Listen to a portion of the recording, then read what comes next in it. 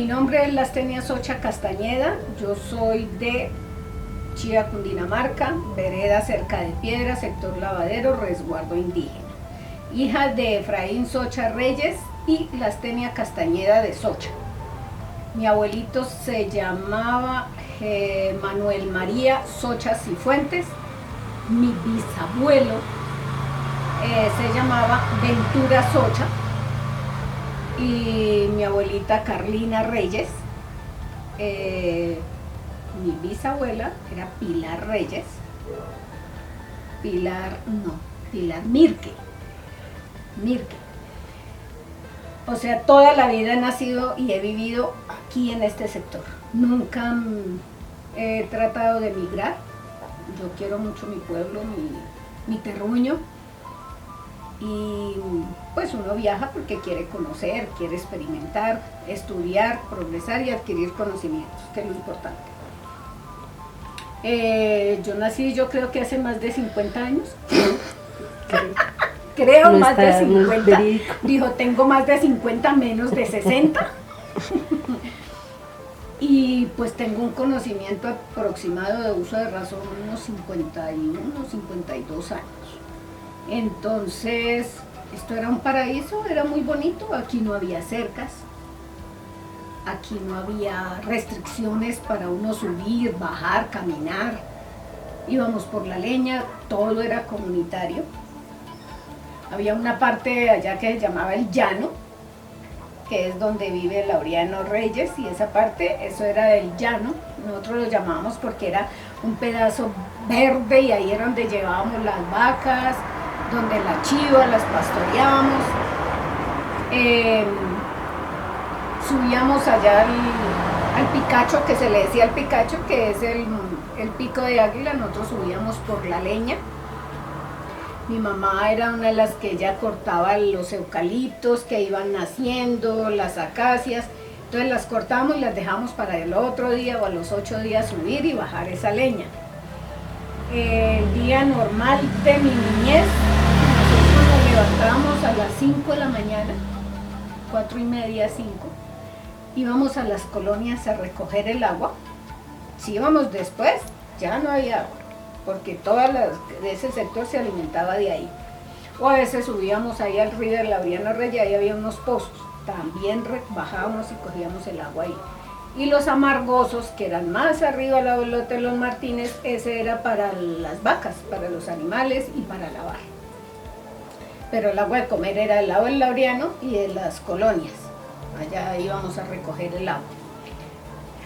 Otros días nos tocaba subir, bajar la leña, llegábamos acá con la leña a 6:30 de la mañana, ya teníamos que haber bajado los tercios de leña para hacer el desayuno, el almuerzo, la comida y el desayuno al día siguiente, si no queríamos volver a madrugar.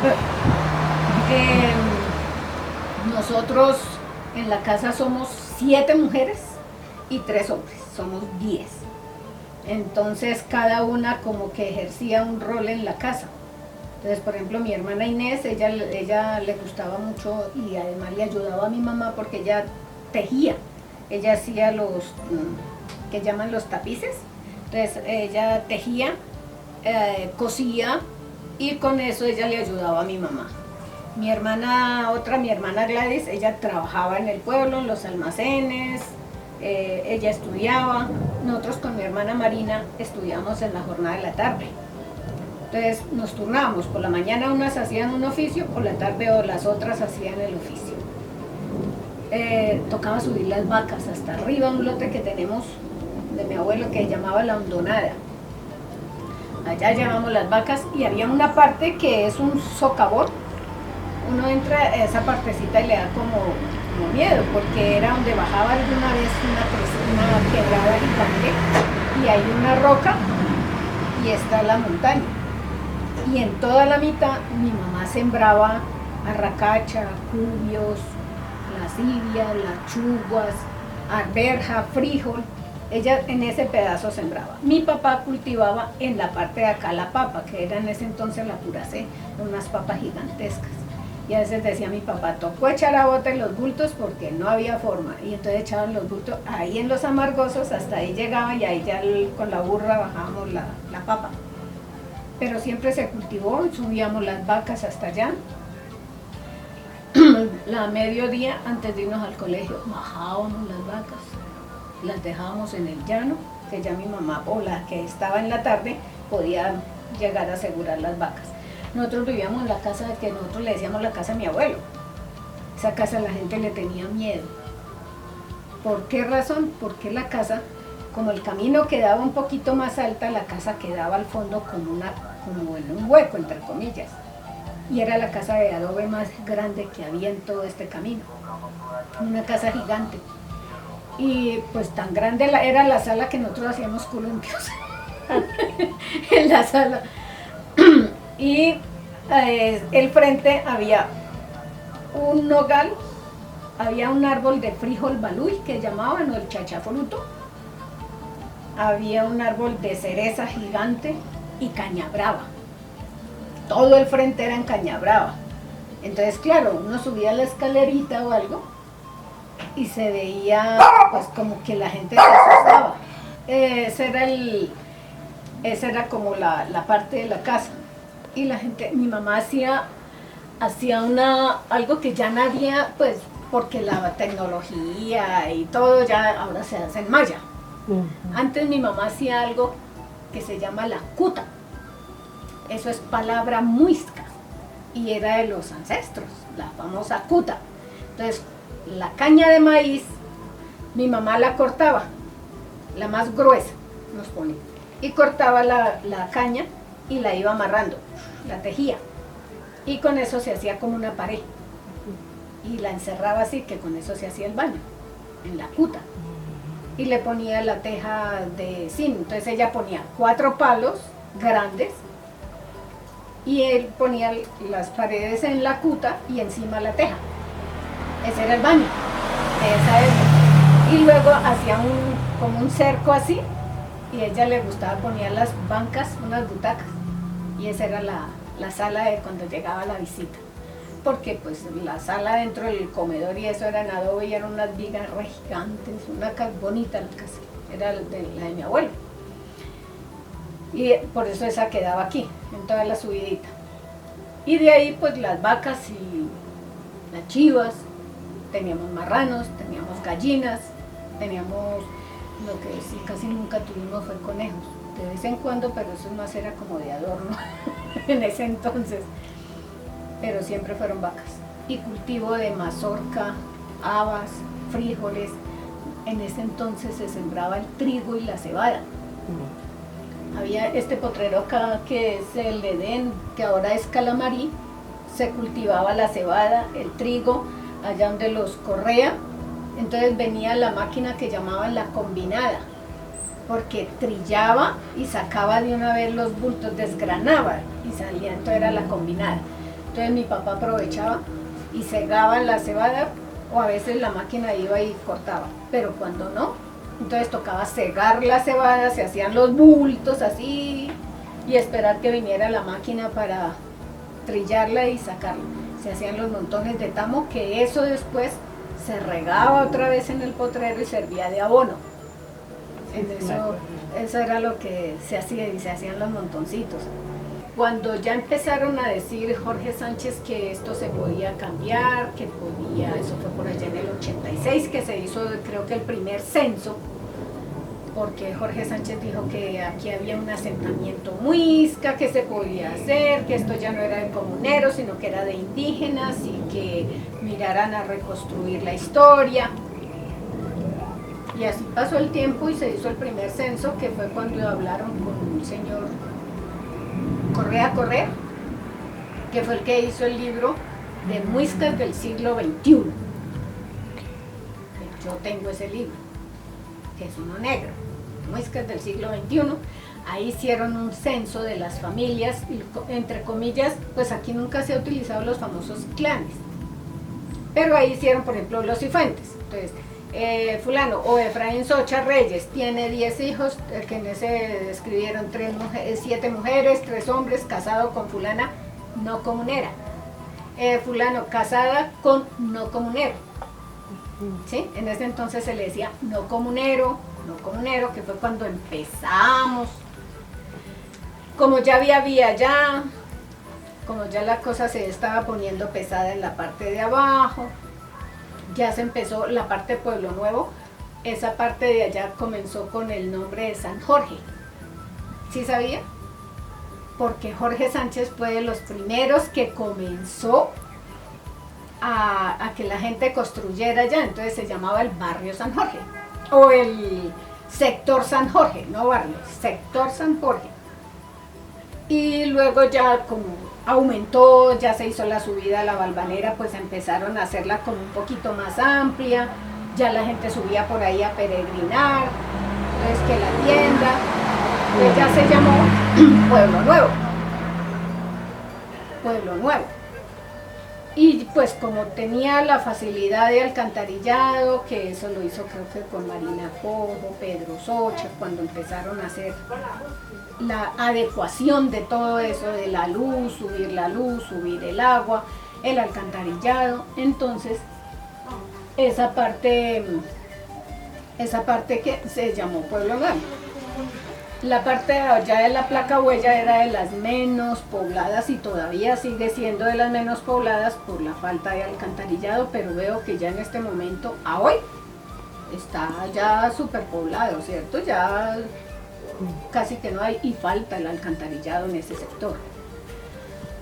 La parte de la Valvanera, siempre que el santuario, que la parte de la venta, pero antes era ambulante. La primera persona que llegó ahí a vender fue doña Carmen Prieto, que fue la que hizo la caseta, que antes era, uno le decía la caseta de Postobón o la de Pepsi, y ella vendía ahí sus cosas. Y ya quedaba porque uno subía por donde los Barrantes, subía por Pueblo Nuevo o subía por donde se hizo la Placa Huella. Esas eran las partes. Volviendo a lo antiguo, esa vía de Tenjo, por ahí venía un bus de Ayacucho, que había, eso era la ruta de Tenjo a Chía por la flota de Ayacucho. Y esa era una ruta que pasaban los buses especialmente, entre semana pasaban dos, creo que era uno por la mañana, el que llevaba a la gente a trabajar, y por la tarde, a mediodía, eran 3 rutas, y los sábados y los domingos. Pero esa ruta al fin la quitaron porque esa daba la vuelta y llegaba al pueblo. La ruta de la flota Ayacucho. Ya en el 90, antes del 90, ya empezaron a construir. La señora Elvira Martínez empezó a hacer su casa, que es una de esas casas hermosas, a mí me encanta la casa de la señora Elvira. Luego ya hicieron otra que era de los Moncada, una más pequeñita, que ahí vivía un señor, que yo no sé si todavía vive. Y ya después empezaron las otras personas, porque como se hizo la entrada para los bohíos y eso, una vez la máquina, entonces abrieron máquina. Llegó Eli Martínez, fue uno de los primeros también que llegó a vivir allá. Eli Martínez llevará viviendo ahí como desde el 83 más o menos, casi que lo que lleva casado. Él llegó a vivir allá y fue uno que le tocó subir materiales en el burro, porque allá no subía carro, no subía nada. Entonces él fue uno de los que fue abriendo camino para los que vinieron después. Y ya se empezó a poblar a partir del 92, 92, que el señor Jorge Sánchez fue una de las personas que comenzó a, digamos, a lotear. Porque antes todos los lotes más o menos eran de 50 por 50 por 50. O de 100 por 50, o de 80 por 50, de 70 por 50, eran grandes. Pero cuando él llegó, por ejemplo, la parte de los bohíos, ahí ya empezó a los lotes de 10, 15 metros por 20, o sea, ya más personas, que ahora todo está construido. Es bueno, porque de eso se trata, que la gente progrese, que la gente viva bien, que quiera su terruño, que lo cuide, que si yo hago mi casa es para vivir yo, mi familia, ¿cierto? Para cuidar, preservar. Es lo bueno y lo bonito. Ahora pues hay unas falencias que a veces, digo yo, es difícil en esta época tratar de reversar los arriendos, la cantidad ya de, por ejemplo, una casa ya hay 2, 3 pisos dentro del territorio. Entonces, pero también uno se da cuenta que no hay para dónde más, que la gente necesita. Pero como digo yo, si yo necesito, si mi familia necesita, mi compromiso y mi deber es cuidar, es velar por la seguridad, por la biodiversidad, que los árboles, que los animales, que los parquecitos, que el parque que hay, o el parque no, la parte común que hay al lado de Magdalena, esa parte que nunca se le adjudicó a nadie por 2 razones. Una, porque quedaba la quebrada, la que baja por el lado de Horacio, esa parte de la quebrada que eran las colonias, y la otra que ahí no se puede construir porque pues es zona demasiado riesgosa. Entonces, pero para la diversidad del medio ambiente, los árboles, los animalitos, los pájaros, está bien. Y quedó como bien ubicada esa parte en medio de, porque ya están construyendo hacia la parte de arriba, ya esa parte de los Moncada, los Bojacá, los Martínez, ya hay harto, los Pachón, hay harta casa por ahí ya. Y ahí fueron ya desde el 90, 95 para acá se pobló, empezó a llegar más gente, a abrir más espacios, más vías, servicios públicos ya. O sea, es bueno el progreso. Ya hay luz, hay gas, hay agua, todos los servicios hay internet, televisión. En el año 2000, que estaba Marina Cojo de gobernadora, que ella duró como del 90, fue la primera gobernadora, fue Marina Cojo, estaba Pedro, estaba su mami, estaba creo que Marta Montañez, que era también muy joven, estaba ¿quién más? Que llegó Eduardo Fajardo, pero Eduardo ya fue llegado porque él siempre trabajó en Bogotá, en el banco, en Bayer. Ya después él vino acá y fue una de las personas que ayudó mucho al progreso y al, como digamos yo, al reconocimiento del resguardo. En el año 2000, pues nosotros siempre, o sea, desde que era la casa comunal, el salón comunal, ese lo hicieron los viejos, don Misael Sánchez, don Laureano Reyes, mi papá, don Luis Bastidas, que él no era comunero, pero participaba y ayudaba mucho. Estaba don Roberto Forero, estaba don Eduardo Martínez, estaban don Luis Montañez, don Puno Cojo, don Luis Bojacá, don Antonio Cifuentes, los Cifuentes que eran hartos, don José, don Antonio, don Guillermo, todos ellos ayudaron a hacer esa casa, la construyeron con sus recursos, porque antes de ellos se subían a esa loma a hacer las reuniones. Administrador, secretario, tesorero, era el suplente de administrador, y las 5 vocales, que eran 5 vocales. Después, cuando ya Jorge dijo, y este señor Correa, ya vino François Correa también de la Universidad Nacional, empezaron a venir, Vanderhammer y todos esos, empezaron ya con la idea de que los indígenas, que los muiscas, entonces vieron, pues hagamos el cabildo. Ya no es junta administradora, sino cabildo. Vamos a nombrar un gobernador. Cuando nombraron a Marina Cojo de gobernadora, ella duró como desde el 95 más o menos hasta el 2003. Ella duró de gobernadora. Después vino Carlos Socha en el 2004, cuando se hicieron ya los mandos normas, porque con Marina pues era como le digo yo, había normas, pero era como muy limitado todavía, porque pues se estaba empezando con toda la construcción de resguardo y de cabildo. Carlos Ocha comenzó a hacer sus mesas de trabajo, a comenzar a trabajar los mandos, que los aprobaran, que esto, donde yo estuve, donde participé, donde estuvimos haciéndolos, digamos. Ya después los aprobaron en el 2004, terminando el 2004 se aprobaron. Estaba de alcalde Fernando Sánchez, de personero estaba Alexander Vega Rocha, era el personero, y ellos fueron los que avalaron los mandos, normas y leyes, que son los que nos rigen hasta ahora. Llevamos 20 años, 21 años con los mandos, normas y leyes. En el 2005, pues yo me iba a postular ya como gobernadora, para gobernadora. Hablamos, entonces dije, nunca ha habido una mujer fiscal, pues voy a ser fiscal. Y me postulé, afortunadamente pasé. Digo, yo duré del 2005, 6, 7, 8, y en el 9 me retiré, que fue cuando comencé a construir esta casa. Sí, en el 2009, no, hasta el 2009 estuve en el Cabildo.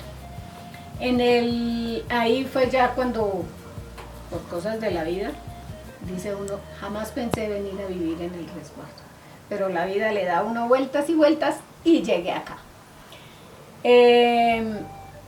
Después trabajé, estuve en la UNIC, empecé a formar parte de ese grupo de la UNIC, de trabajar, de prepararme, de aprender, y es algo que no tengo palabras para la gratitud con la UNIC, porque empezaron con la escuela de fin y me puse a estudiarlo y nunca dejé. Eso todo gracias a Viviana, que fue las precursores y las que comenzaron con la UNIC, con la escuela, y allá llegué. Yo iba delegada como fiscal, iba delegada como mujer, iba delegada como acompañante, y a veces me iba porque yo quería aprender. No era delegada, pero yo llegaba allá porque quería aprender, y allá siempre fue abierto. Nunca en la UNIC nos restringieron que usted no es delegada, que usted es fraternal, que usted nada, todos eran bienvenidos allá, o hasta ahora creo que es así, ¿cierto? Siempre ha habido esa parte. Me preparé, estudié en la EFIN, me gradué. Yo soy formadora de líderes indígenas de la ONIC, de la escuela de EFIN, a mucho honor. En los años que duré como fiscal, para mí fue gratificante, fue de aprendizaje. Estuve trabajando como, en ese entonces, el gobernador Pedro Socha Toro, Pedro Milciades Socha Toro, excelente gobernador, muy querido, muy formal, muy dado a la gente. Él siempre fue gobernador. Pedro duró gobernador del 2005 hasta el 2014, duró Pedro, donde en ese tiempo hubo diferentes cabildos. Lo acompañaron diferentes cabildantes, entre ellos Eduardo Fajardo, que era el tesorero, que también duró todo ese tiempo, hasta el día de su muerte, que fue en el 2013. Estuvo Hernando Villalobos, Luis Hernando Villalobos Sánchez, que él era normalmente vicegobernador, él estuvo como fiscal, fiscal no, él fue fiscal antes que yo fuera fiscal. Él era fiscal de Marina Cojo y de Carlos Ocha. Fue fiscal Hernando Villalobos. Y él siempre estuvo vinculado al cabildo de Pedro. Entonces en Pedro estuvo de vicegobernador, estuvo Hernando Villalobos, estuvo Diego Vargas Prieto, estuvo Marta Montañez, estuvo Manuel Socha Sánchez, también estuvo de vicegobernador. Estuvo Hernando, el tesorero siempre fue Eduardo, secretaria Yolanda Esteves, secretaria Marta Montañez, secretaria Pilar Bojacá. Entonces siempre estuvieron acompañándolo, y diferentes cabildantes. Eli Martínez también fue fiscal, fiscal no, siempre fue algo así. Eli Martínez fue alguacil de Pedro, quien era Carlos Villalobos, que ya en paz descanse. Era Carlos, Eli, estaba Marta, estaba Hernando, estaba Eduardo, y varias personas jóvenes, entre comillas, que empezaron a hacer el liderazgo junto a Pedro. Ahí comenzamos algo muy bonito y muy importante y que ahora es institucional, que es el San Pedro Muisca. El San Pedro Muisca, cuando nosotros empezamos a hacer la ampliación de la casa indígena, porque esa era básica, el salón, la habitación donde estaba la persona que cuidaba y un baño, era lo básico, no había más. Nos vendieron una estructura, entonces, que era el Club Diners. Compramos la estructura, pero era ya vieja, entonces tocaba pulirla, pintarla, arreglarla.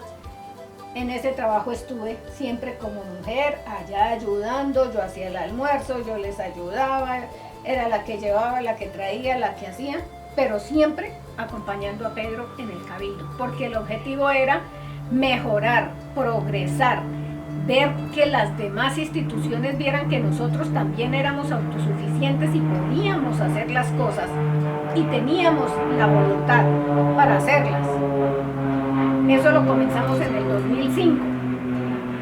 Entonces, ¿de dónde sacábamos dinero para hacer comprar la estructura, comprar pintura, comprar cosas?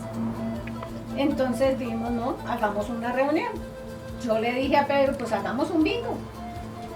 O una Coca-Cola bailable, o algo que en esa época pues se decía. Eso nos falta, las teñas, mire que nos falta, decía Pedrito.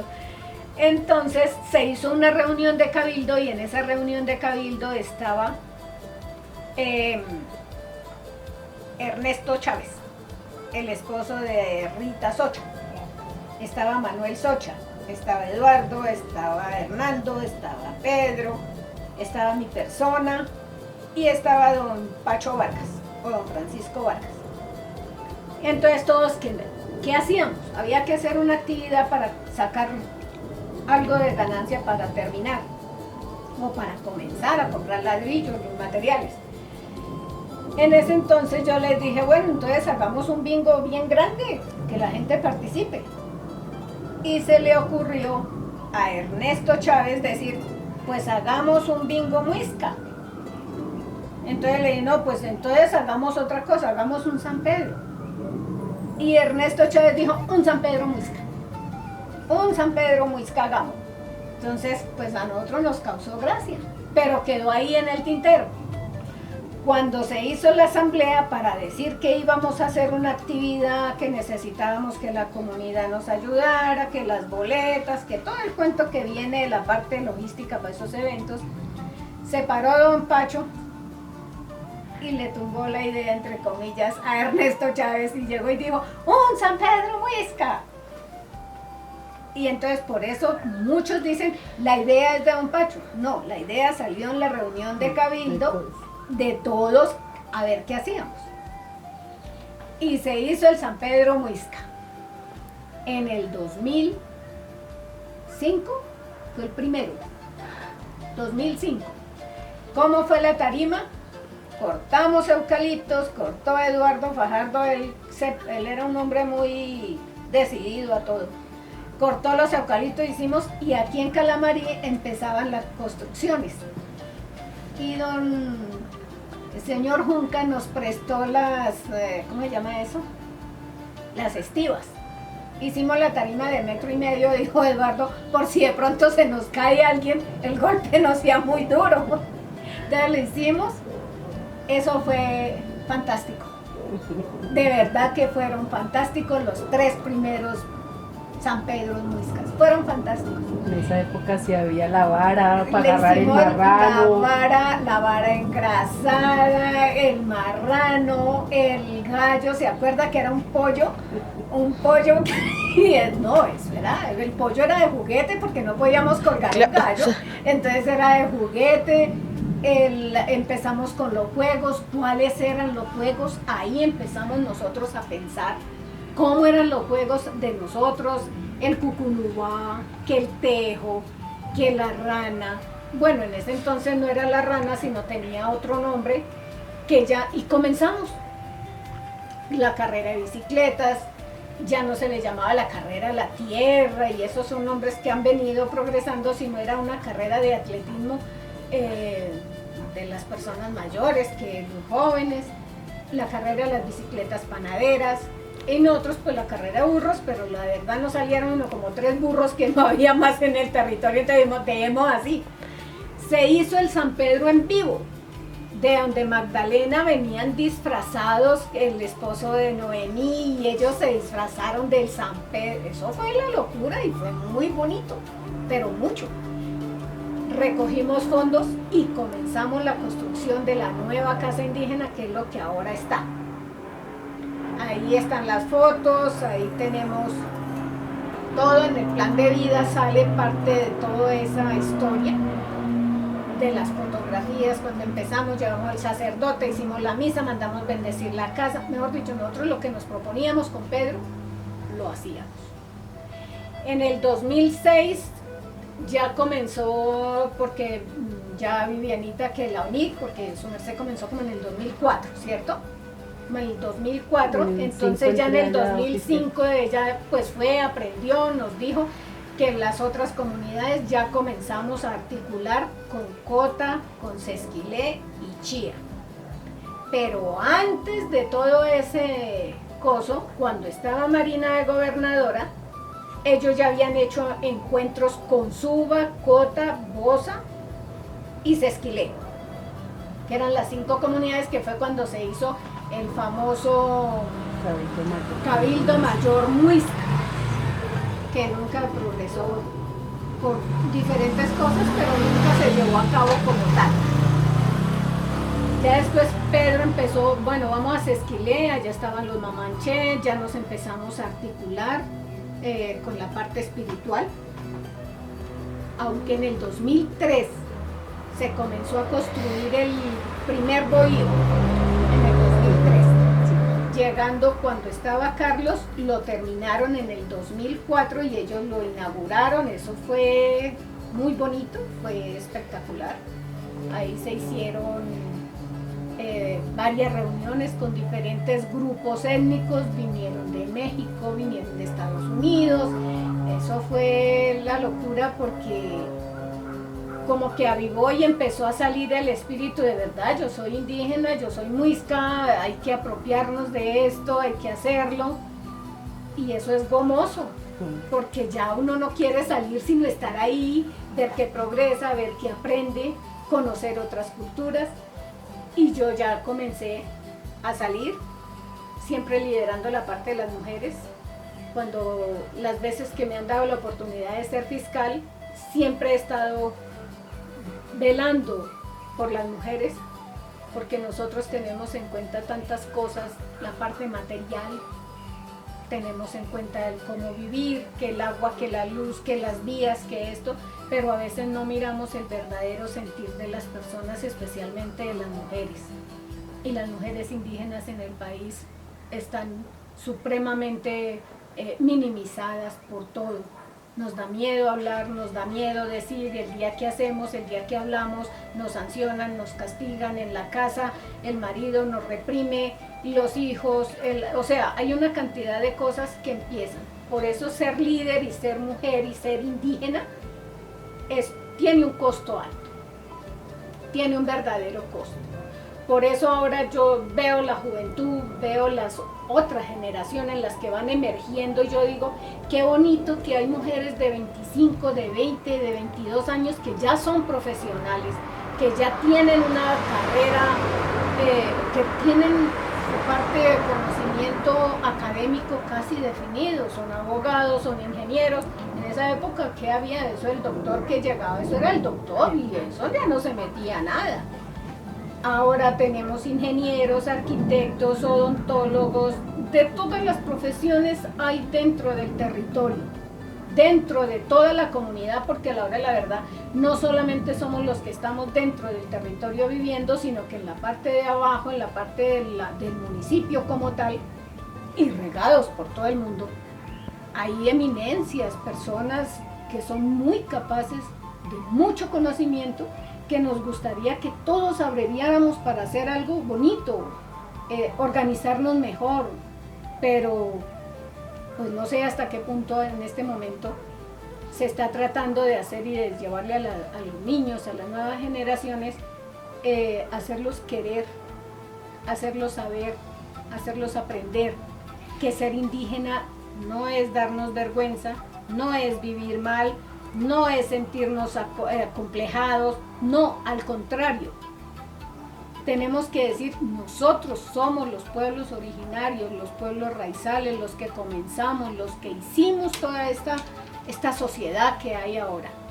Entonces eso es lo que digo yo, hay que dejarles el conocimiento, hay que transmitir la cultura, la parte de la medicina, las hierbas, a cultivar la huerta, a saber qué es la ruda, qué es el toronjil, qué es la mejorana, qué es el romero, para qué sirve cada una de esas matas, que muchas veces los dolores que nos acompañan tanto a las mujeres, a los hombres, a toda la familia, pues a veces es el estrés que vivimos, es el diario vivir, es que comí algo, me cayó mal porque mi estómago por alguna cosa, bueno, tomémonos una hierbabuena, hagamos una de esta de romero, que para el Alzheimer, que para el pelo, que para, o sea, hay mil vainas que podemos irlos como medicina preventiva, que si nosotros sabemos comer desde pequeñitos, pues vamos primero a durar unos buenos años con una salud estable.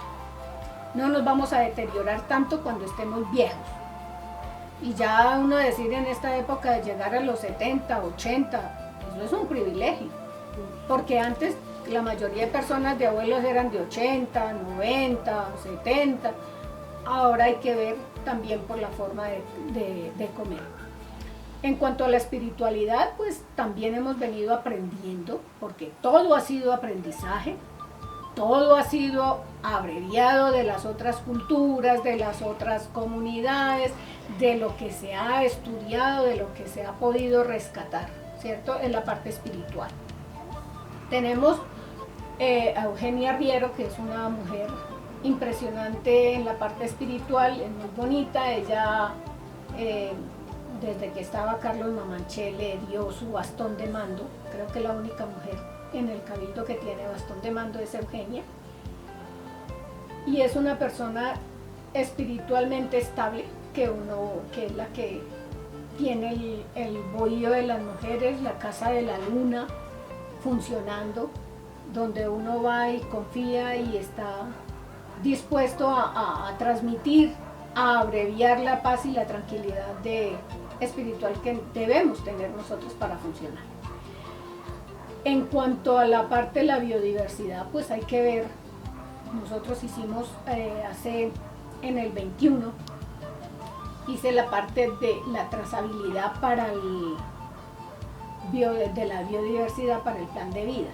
Entonces con una bióloga subimos, miramos, y la riqueza que nosotros tenemos es incalculable en cuanto a plantas medicinales, en cuanto a árboles nativos, en cuanto a flora y fauna, que ahora ya están volviendo, ya otra vez hay animalitos, conejos, ya hay otra vez en las torcasitas, o sea, ya empezó nuevamente, porque ya la parte de arriba se ha dejado quieta, entre comillas. Entonces pues ya volvemos a tener esos animales, plantas medicinales que hay en la parte alta, que la moradita, que los toques, que el corroncillo, o sea, todas esas cosas que también debemos nosotros empezar a decirle a las nuevas generaciones y a los niños: es bueno caminar, es bueno ver, pero también es muy bueno cuidar y aprender. Entonces eso es lo que nosotros tenemos, lo que heredamos, lo que heredamos.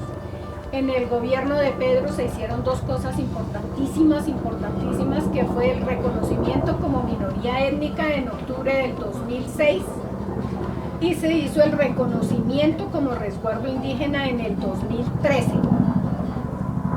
En el 2006 yo hice, Pedro me asignó para hacer el censo, para que nos dieran el primer reconocimiento como minoría étnica. Eso lo hicimos con unos pasantes de la Universidad Minuto de Dios. y la alcaldía de Chía nos colaboró también para hacer el primer censo para el reconocimiento como minoría étnica, que ahí fue cuando murió Carlos Mamanché.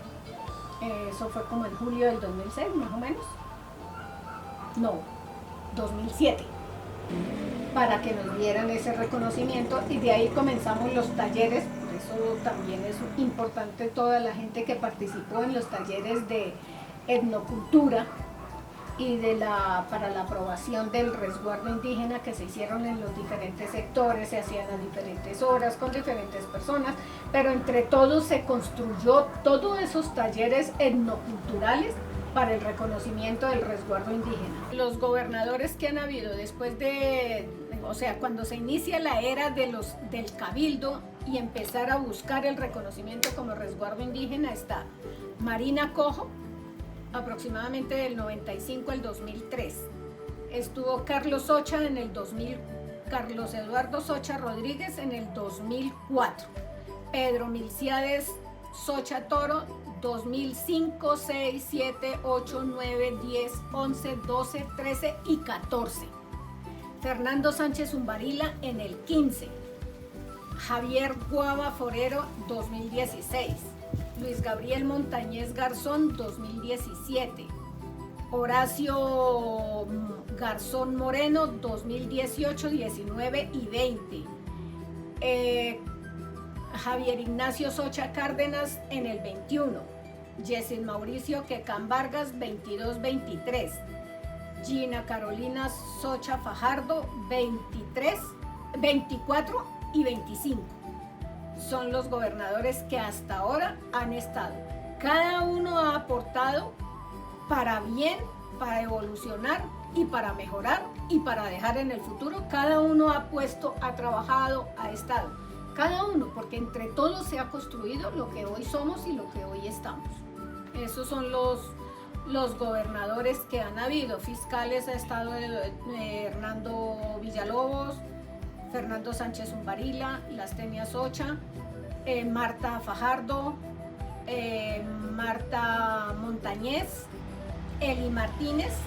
Han sido los fiscales, 6 fiscales, cada uno ha durado más o menos el tiempo del 95 aproximadamente hasta hoy el 25. Sumamos 30 años de evolución y de mejoramiento del resguardo indígena